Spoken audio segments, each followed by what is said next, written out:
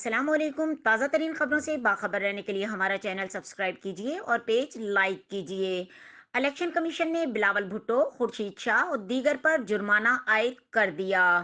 ایک بار پھر آپ کو بتاتے چلیں، الیکشن کمیشن نے بلاول بھٹو زرداری، خورشید شاہ اور دیگر پر جرمانہ عائد کر دیا۔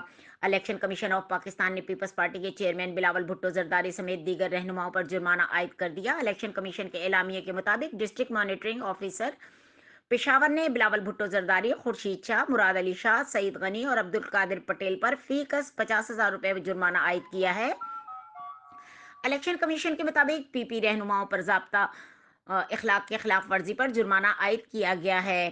الیکشن کمیشن نے بلاول بھٹو زرداری، خورشید شاہ اور دیگر پر جرمانہ عائد کر دیا۔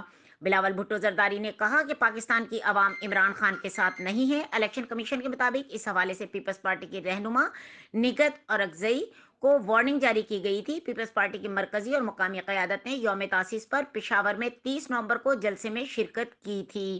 مزید خبروں اور اپڈیٹ کے لیے دیکھتے رہیں کے نیوز چینل انٹرنیشنل۔